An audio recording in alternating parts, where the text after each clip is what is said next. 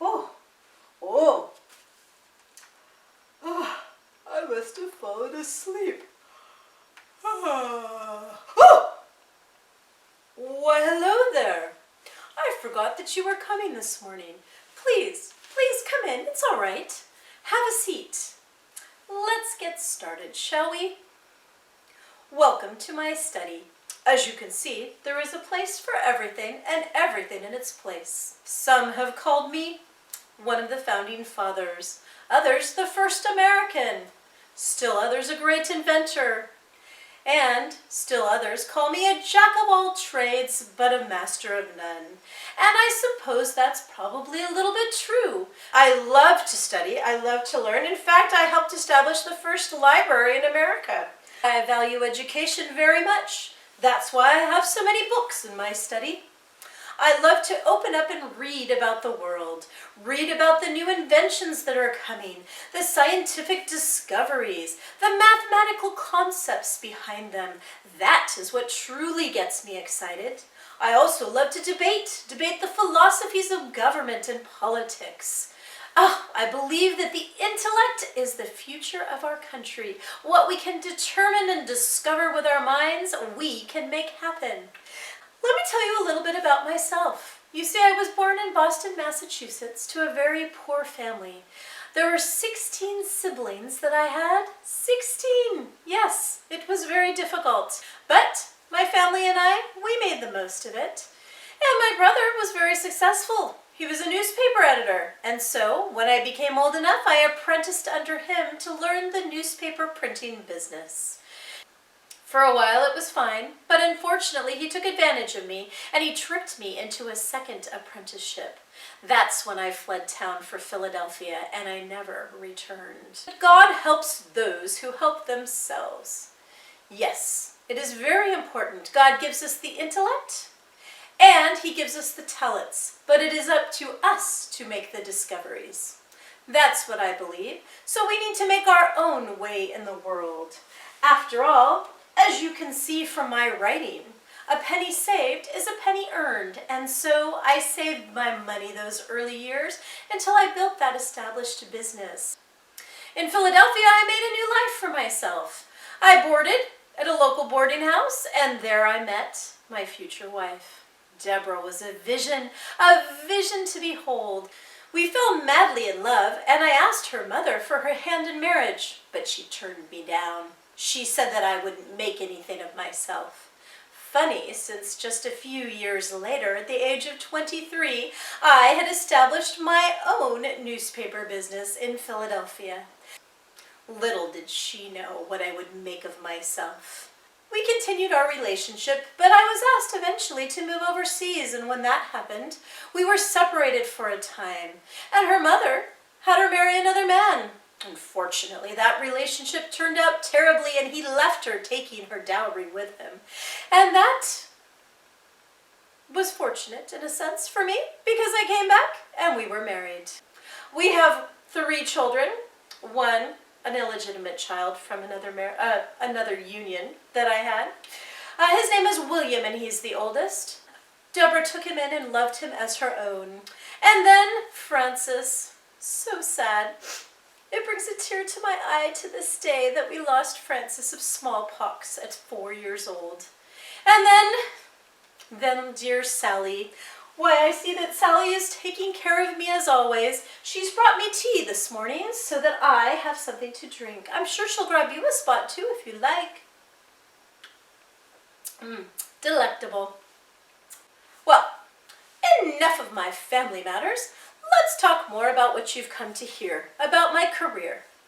Well, I started in Philadelphia as a newspaperman. By the age of 23, I had a quite prosperous business here in town. We published the Pennsylvania Gazette, and we also published the Poor Richard's Almanac. It's become a very popular publication here in New England. It's published once a year and has been for the past 25 years a staple of advice for everyone in the colonies. I learned to never leave that till tomorrow that you can do today. After all, time is money, and that's how I worked hard to establish my business. Yes, it wasn't easy, but it was very rewarding to establish something so prominent so quickly and at such a young age. As a rationalist, I am very interested in the study of many, many things. And as a rationalist, I love to keep up on the latest scientific discoveries in the area and in the towns around us and the world. For me, scientific discovery is very important. As a child, I remember being constantly curious about the world around me. I asked endless questions of my parents and drove them crazy. Why, I read consistently too. And I always have said, tell me and I forget. Teach me and I may remember. Involve me and I learn. You have heard that I am an inventor, and that is true.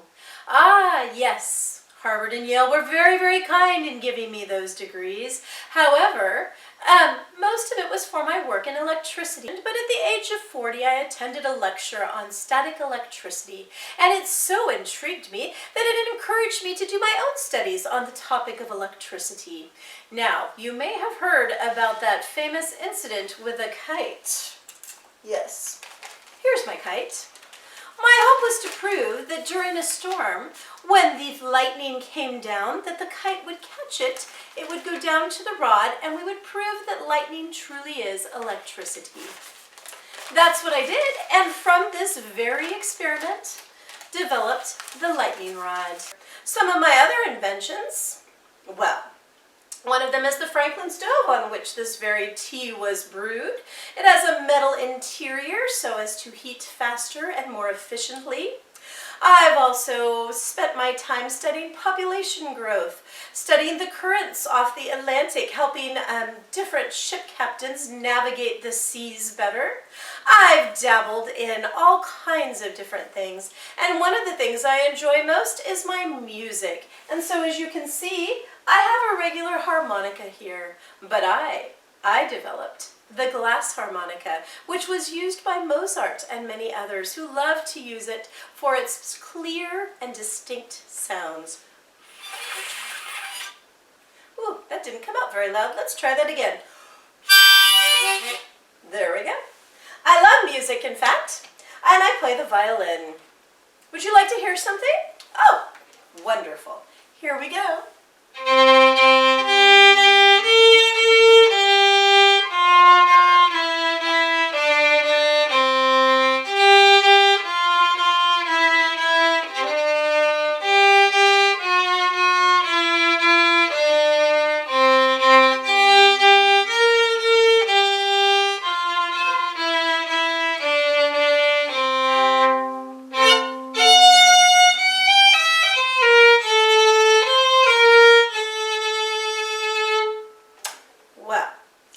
Enough for today. Maybe you can come back another time and I'll play some more for you.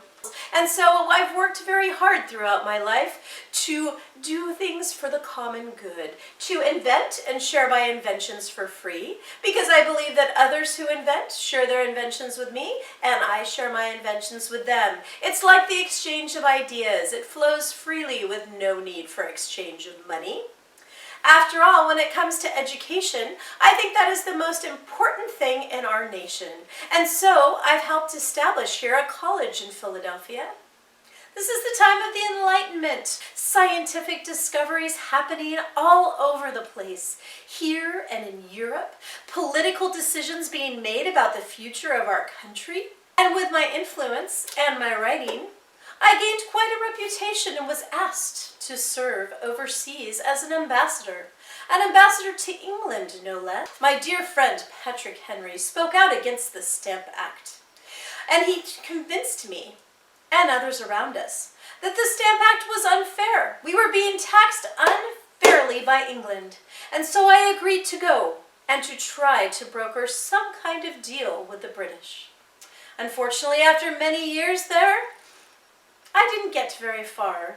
The British were just unwilling to compromise, and I became of one mind that we needed to establish our own independent government in the United States.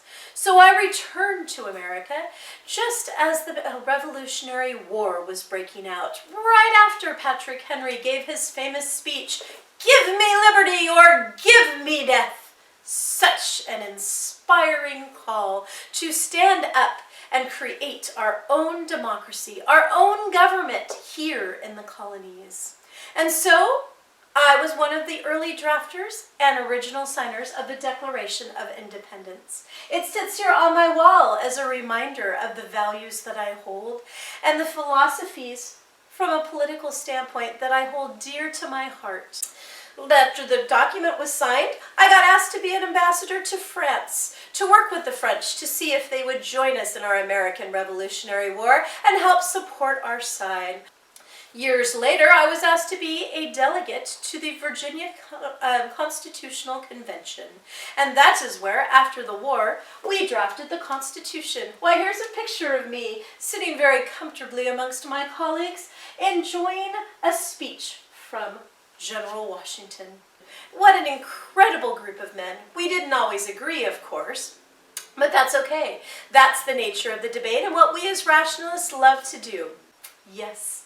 Very exciting times, and such an incredible opportunity to be able to help shape the future of this nation.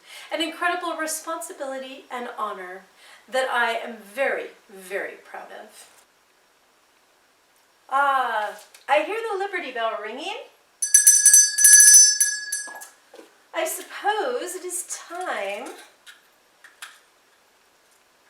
Oh yes, indeed it is way past time to go among the grave ones and talk politics. It's been wonderful talking with you today. Thank you for visiting me in my study. I hope we will have a chance to visit again one day. In the meantime, remember that it is every citizen's right to question authority and to build for themselves the government that they feel is the best to serve the greater purpose.